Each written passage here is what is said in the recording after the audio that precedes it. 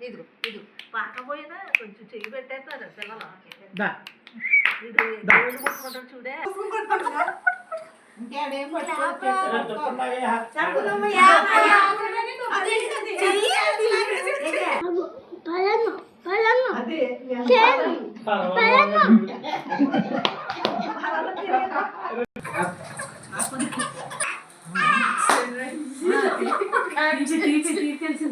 లోపలికి వెళ్ళింది వెనకాల నుండి నాకు